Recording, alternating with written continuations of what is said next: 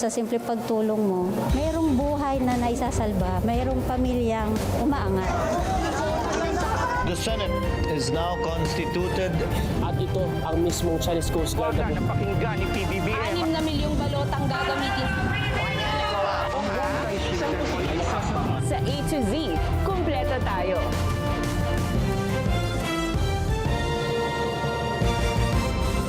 Luzon, Visayas, Mindanao at buong mundo. Ngayon ay Biyernes, January 2, 2026. Ako si Barbie Mulak at ito ang balitang A to Z.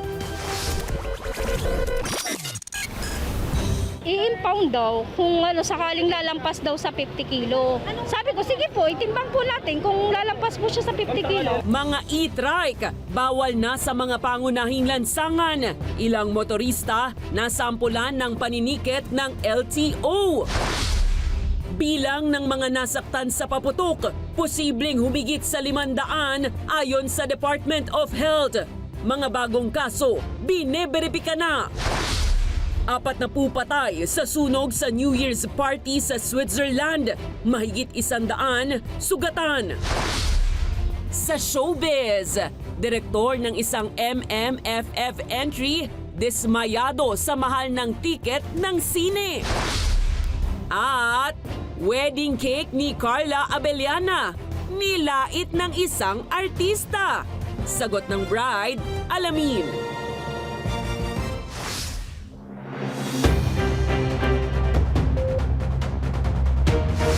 Magandang gabi, pambungad sa ating newscast. Nasampula ng ilang e-bike users sa pag-arangkada ng LTO ban na nagbabawal sa mga ito sa mga pangunahing lansangan sa Metro Manila simula ngayong araw.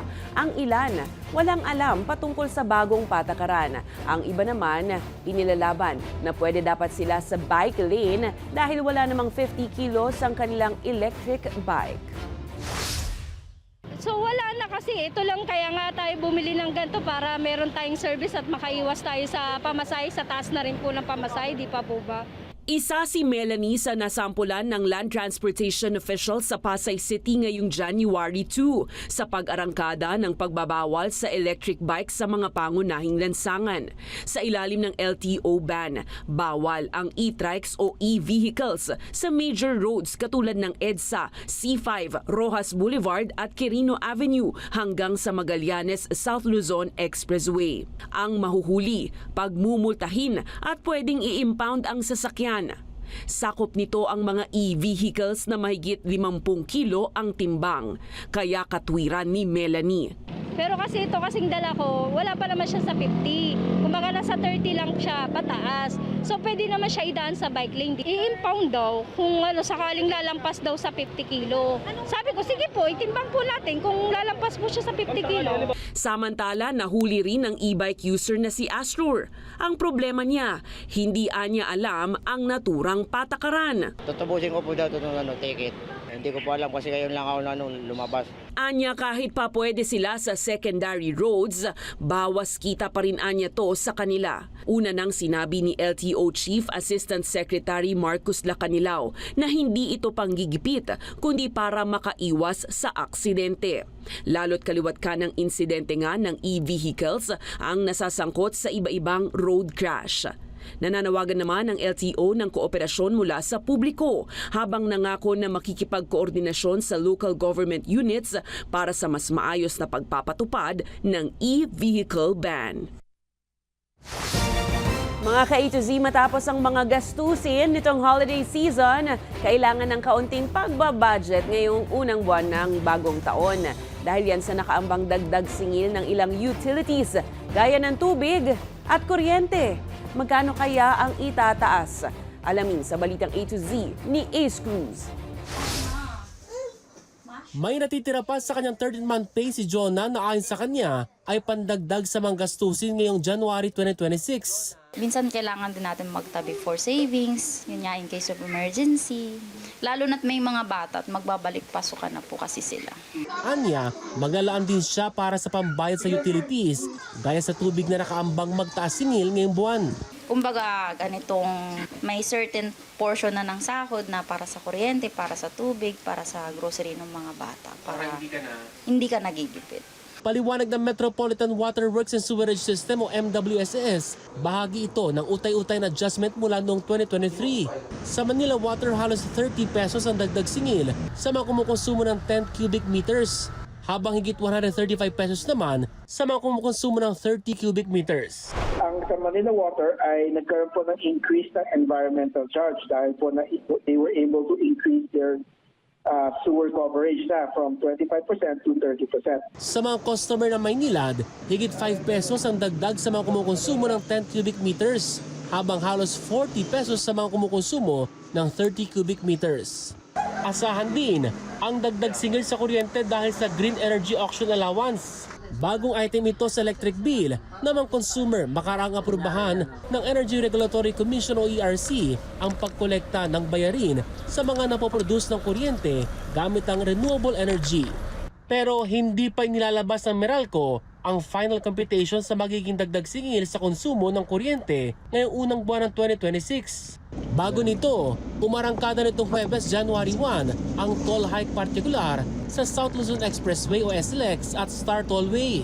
Tumaas ang toll ng hanggang 31 pesos depende sa klase ng sasakyan. Gaya sa Alabang to Calamba ay 126 pesos ang toll sa Class 1 habang higit 300 pesos naman sa Class 3 vehicles. Mula Calamba to Santo Tomas naman, naglalaro sa 34 pesos hanggang lagpas 100 ng toll. Paliwanag ng Toll Regulatory Board o TRB, gagamitin ang pinatupad na toll hike sa ilang mga pagbabago sa expressway at sa tumataas na operating cost nito. Dito po sa SLEX, kung tutusin, since 2011 na ito'y binuksan, ito'y pangatlong periodic adjustment pa lang. So siguro ho, no, makikita niyo 2011 2025 na pagkatapos pangatlong adjustment pa lang itong ipapatupad sa SLEX. So hindi po totoo yung naririnig ng iba na kada taon ay nag-i-increase tayo. Pero may lang accepted naman sa dagdag singil sa expressway. Yung pong mga food delivery trucks natin na nagdadala ng di-deliver ng mga agricultural products and food products ay exempted po sa toll fee adjustment. Yan po ay opo. Nang sa ganon ay hindi rin po maging basihan at dahilan na magtaas ang presyo ng ating mga pangunahing pagkain. Sa kabila niyan, may good news sa mga motorista dahil sa susunod na linggo ay inaasahan ng bawas presyo sa produktong petrolyo. Pinakamataas sa tapya sa gasolina na 50 centavos kada litro, 20 centavos naman sa kerosene, habang 15 centavos na bawas sa kada litro ng diesel. Para sa Balitang A to Z, Ace Cruz.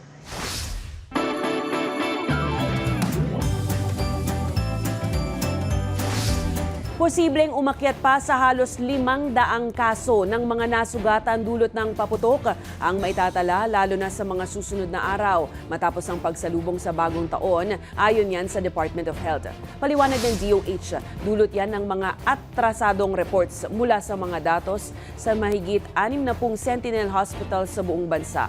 Ayon kay Health Assistant Secretary Albert Domingo, may 300 kaso na posibleng maidagdag sa naitalang 235 cases nung araw ng bagong taon.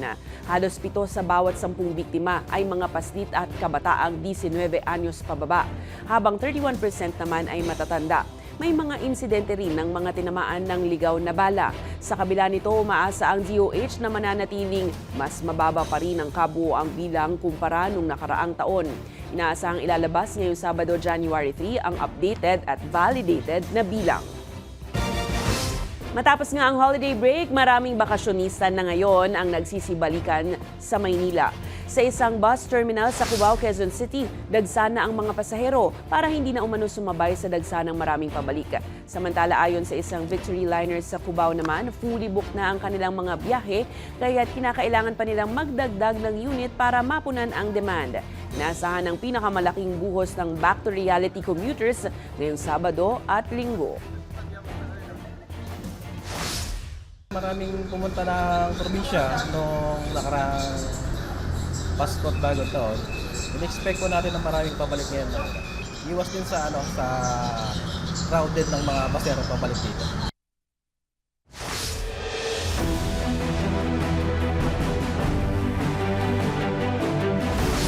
Umaasa si Senate President Pro Tempore Ping Lacson na hindi susukuan ni President Ferdinand Bongbong Marcos Jr. ang sinimulan niyang laban sa korupsyon. Ipinunto ni Lacson na malakas at nagkaroon ng momentum si PBBM magmula ng pasimulan ng presidente ang investigasyon sa anomalya sa flood control sa kanyang mahiya naman kayo SONA speech nitong Hulyo. At ngayon sa harap ng tila hindi magandang public perception sa Pangulo base sa surveys, umaasa si Lacson na hindi pa rin ititigil ng presidente ang kanyang anti-corruption efforts. Kasabay nito, nangako si Lacson na ngayon 2026 ay nakahanda ang kanyang opisina na paigtingin pa ang efforts sa pagbubunyag ng corruption scandals, gaya ng kanyang mga ibinunyag sa kanyang privileged speech na nag-expose ng ghost projects sa pamahalaan. Tinawag ni Bicol Saro Party List Representative Terry Redon na kasinungalingan ang paratang ni Batangas 1st District Representative Leandro Leviste na may natanggap na 2 milyong pisong Christmas bonus ang ilang mambabatas matapos maratipikahan ng 2026 national budget. Ayon kay Redon, hindi bonus ang tinutukoy ni Leviste, kundi bahagi ng Maintenance and Other Operating Expenses o MOOE ng mga opisina ng kongresista. Giit ni Redon, ang pondo ay para sa mga programa, aktibidad at operasyon ng tanggapan, hindi personal na pera at hindi napupunta sa bulsa ng kongresista. Matagal na rin anyang ipinamamahagi ang ganitong MOOE sa loob ng Kongreso, karaniwan sa dulo ng sesyon at binibigay ito kahit pa bumoto o hindi sa budget. Samantala, sinabi ni Redon na posibleng maisama sa isang ethics complaint laban kay Leviste ang iba pang alegasyon, kabilang ang umano'y iligal na paghahalughog sa DPWH office sa Batangas at pagkuha ng mga dokumento ng yumaong DPWH Undersecretary Maria Catalina Cabral. Sa ibang balita, iniimbestigahan ng Philippine National Police kung magkaugnay ang 2 malalaking operasyon kung saan nakahuli ng bilyong pisong pinaghihinalaang smuggled na sigarilyo sa Batangas City at sa Malabon City nitong bisperas ng bagong taon. Ayon kay Acting PNP Chief Lieutenant General Jose Melencio Nartates Jr., inutusan na niya ang mga kaukulang unit ng pulisya para alamin kung iisa lang ba ang smuggling network sa likod ng mga naturang operasyon. Nakikipag-ugnayan na rin ng PNP sa Bureau of Customs, Bureau of Internal Revenue at iba pang ahensya para matunto ng pinagmulan ng mga sigarilyo, ang mga ruta ng distribusyon at mga posibleng nagpondo. Giit pa ni Nartates, hindi ito magkakahiwalay na insidente dahil sa laki ng mga nasabat. Palatandaan na isang organisadong kriminal na grupo ang nasa likod ng smuggling operation, lalo't na-diskubre ang warehouse level na imbakan at mga planadong logistics ng delivery.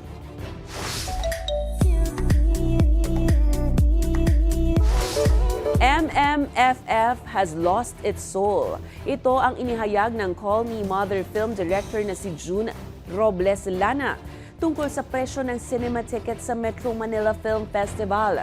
Dismayado nga ang direktor sa pagtaas ng presyo ng mga tiket para sa mga pelikulang kalahok sa MMFF. Anya, imbes na maging national culture ang panonood nito ay naging middle class privilege na. Ayon kay Lana, dating tinaguri ang People's Festival ang MMFF na pagkakataon para sa mga ordinaryong pamilyang Pilipino na makapanood ng pelikula tuwing Kapaskuhan. Ngunit ngayon, naabutin na anya ng hindi bababa sa 1,500 pesos ang gastusin ng isang pamilya na may 4 na miyembro para lang makapagsine. Base po sa online movie ticket platforms, naglalaro ang isang ticket sa pelikula mula 300 piso hanggang mahigit 500 piso. Mahigit kalahati po yan ng arawang minimum wage sa Metro Manila na halos 700 pesos. Susunod, 4 na patay sa unang araw ng taon, mahigit 100 sugatan matapos masunog ang isang ski resort sa Switzerland. At balak bang magnegosyo sa 2026? Ano-ano nga ba ang dapat isaalang-alang? Alamin ang kumpletong ulat sa pagbabalik ng Balitang A to Z.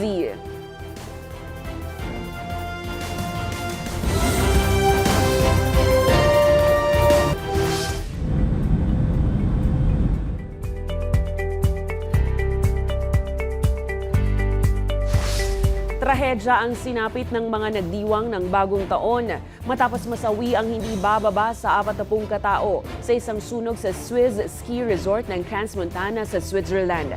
Ayon sa pulisya, humigit kumulang 115 ang malubhang nasugatan matapos masunog ang Le Constellation Bar bandang 1:30 ng madaling araw.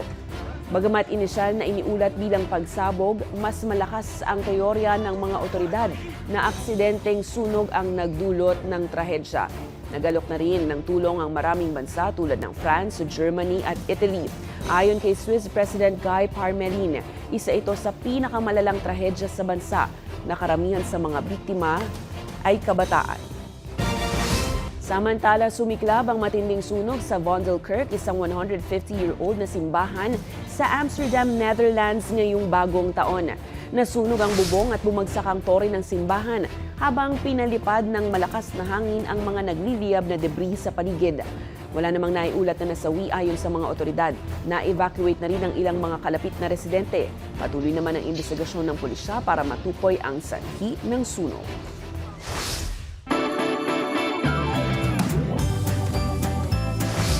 Kaliwat kanan nga ang mga nangyari sa politika at ekonomiya noong nakaraang taon na tila nakaapekto sa target sana na GDP na 5.5 hanggang 6.5% growth. Mahalagang malaman ito lalo na sa mga nagbabalak pumasok sa negosyo ngayong 2026. Kaya naman, ano-ano nga ba ang mga patok at pwedeng pagkakitaan at mga dapat ikonsidera kung ikaw ay nagbabalak magnegosyo? Alamin yan sa Balitang A to Z hatid ni Stanley Gahete. Isa ka ba sa mga nag-iisip-isip kung papasukin na ang larangan ng business ngayong 2026? Hinay-hinay muna, marami nga kasing nangyari noong 2025 na nagpabagal sa takbo ng ekonomiya ng bansa. Sa datos ng Philippine Statistics Authority, nasa humigit kumulang 5% ang average GDP sa bansa sa kabuang 9 na buwan. Habang ngayong Enero 2026 ilalabas ang GDP ng huling quarter ng 2025. 5.5 hanggang 6.5% ang target GDP growth ng government para sa 2025. Pero ayon sa Finance Department, kailangan nasa mga 7% ang paglago sa fourth quarter para mahabol ito. Well, bumagal kasi yung ekonomiya, gawa nga ito, in 2025. First, yung higher tariffs ni Trump, tapos yung trade, syempre may trade wars yun, merong yung protectionist measures, tapos yung political noise. Nagsimula yan noong SONA, noong July 28 ng Pangulo. Kaya naman mahalaga na ikonsidera muna ang mga nangyayari sa paligid, lalo't malaki ang ambag ng anumang negosyo sa paglago din ng ekonomiya ng bansa. Base sa ulat ng isang popular na complete commerce platform, patok ngayon sa 26 base sa business forecast ang real estate, fitness coaching, home cleaning services, car wash, vacation rentals, pet care, virtual assistance, creative content tulad ng podcasting, graphic designs, editing at videography and photography tulad ng sa kasal. Mga 73% ang ekonomiya natin, consumer spending or spending ng mga tao tulad natin, no? Kaya yung services din, mga 60%, more than 60% ang ekonomiya. Pasok din ang digital marketing, online selling, landscaping at painting, drone services, mga laruan, pagkain tulad ng mga prutas at gulay, food box, pet toys, fashion tulad ng damit at sapatos, craft boxes at fresh flowers. Si Nanay Mary, halos 2 dekada nang may shoe store sa sikat na Tiangge sa Marikina at nakita niyang patok talaga ang shoe retail. Nabago ang buhay, siyempre, dahil sa pagtsatsaga. Dati, isa lang ang pwesto ko. Ngayon, halos ilang peraso na yan, di ba? Ibig sabihin, nag-increase. Or dumami siya. Pero dahil may physical store siya, nakita niyang kakompetensya ngayon ang mga online selling at platform. Yung online, siyempre yun yung pahina ng business, di ba? Kasi through online, doon na sila nakaano ng pag sa shopping, di ba? Yung pag-ano ng i-online mo na lang, ando na sa kanila agad ang item. Malaking kabawasan sa amin yun. Pero para pa rin sa business economics expert, dapat ikonsidera ito bilang bahagi ng negosyo, pati na ang iba-ibang mode of payment. Combination kasi doon na yung spending patterns Kailangan susundan nila kung nasan yung, saan na ba nagagastos yung mga tao. So kung lumalaki yung share ng online, So, i-consider din yon. Marami pa rin ang product-based na negosyo lalo't malakas ito bilang mga regalo. Ang talagang malakas na bilihin ngayon, laruan. Yung iba naman yung sa mga bedsheet tulad ng mga nandun sa grupo namin doon, sa mga tsinelas. Kasi halos lahat yan, pinagawang panregalo eh. Payo naman sa mga nagbabalak ikonsidera ang pagbibusiness. Siyempre, kailangan nila, unang-una, puhunan. Tapos, lakas ng loob.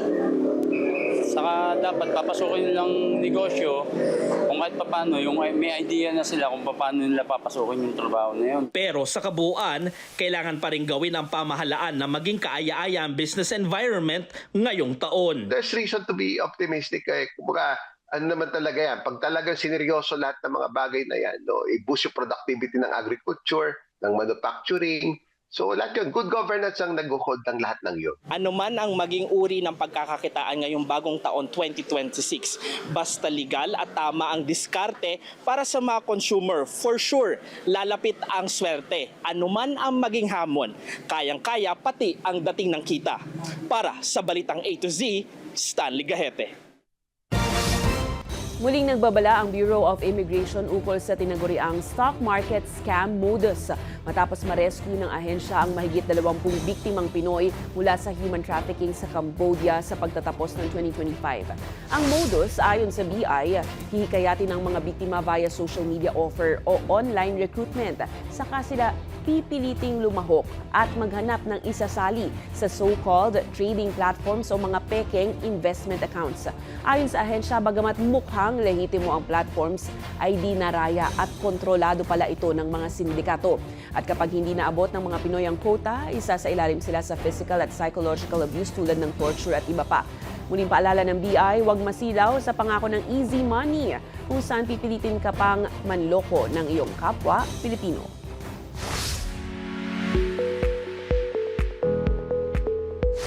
Good news naman po mga ka-A to Z, bagong taon, bagong pagkakataon sa buhay.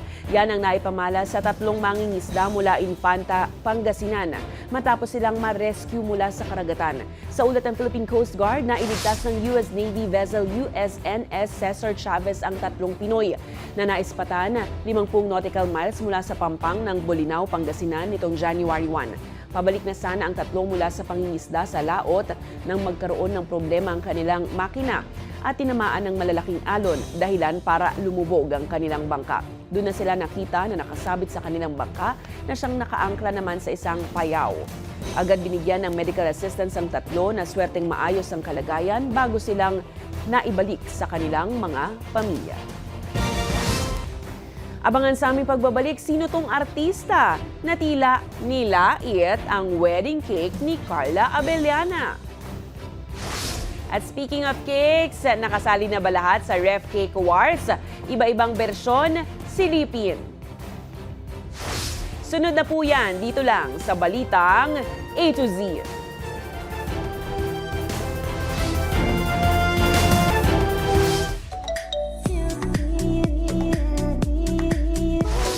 Viral ngayon ang aktor na si Janus Del Prado matapos kutsain ang kakaibang hugis ng wedding cake ng aktres na si Carla Abellana. Hindi naman napigilang mag-react ni Carla sa naturang post ng aktor. Samantala, official music video ng BINI para sa bagong awiting Paru-Paro inilabas na.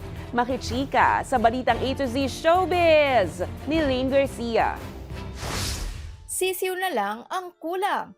Yan ang pabirong sambit ng aktor na si Janus Del Prado sa wedding cake ng bagong kasal na aktres na si Carla Abellana at asawa nitong si Dr. Reginald Santos.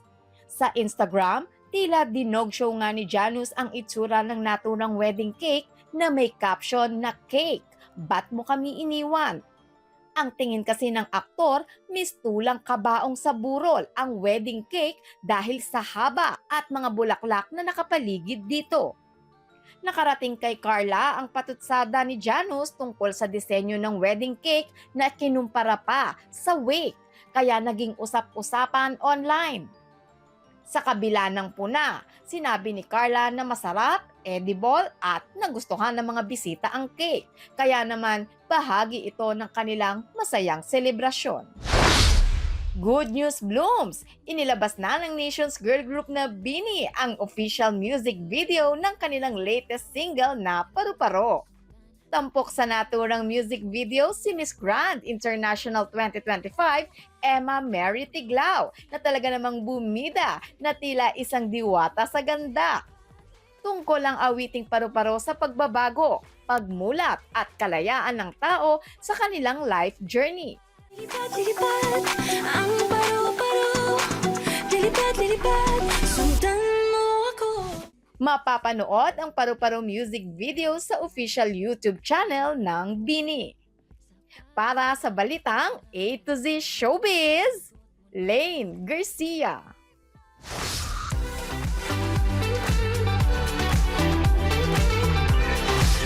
Sa trending balita, taon-taon na lang ata kasali ang homemade mango graham dessert sa holiday menu. Pero sa pagkakataong ito, level up ang Pinoy netizens sa pagka-aesthetic na nire-imagine ang humble ref cake. Tulad na lang ng bersyon na ito na may mapa ng Pilipinas using cookie crumbs. May entry din na sunflower plaid design ng iba-ibang home cookerist. Merong sa solo tray at merong pa collage. Bonggang 3D house design naman with matching floor layout ang pambato ng ilan pa. Yun nga lang, hindi lahat mahusay dahil may iba ring funny entries tulad ng kakaibang portrait na ito. At meron ding tila para sa buntis na naglilihi dahil may topping na bagoong. At kung kayo ay may kwentong kakaiba, mga kwento ng pag-ibig o storya ng inspirasyon at pag-asa, maaari itong ibahagi. Sumali sa ating Facebook group na Balitang A to Z. Panoorin ang replay ng ating programa at sundan ang ating social media pages. Hanapin ang Balitang A to Z. Ang ating pabawang quote of the night ay mula sa American author na si H. Jackson Brown Jr. Ang sabi niya, ang pinakamainam na paghahanda para sa bukas ay ang paggawa ng inyong pinakamahusay sa ngayon. At yan po ang mga balita at impormasyon, mga kwentong may dalang inspirasyon na tinutukan ng Balitang A to Z. Ako si Barbie Mulak, maging maalam, makialam. Magandang gabi sa iyo, Pilipinas.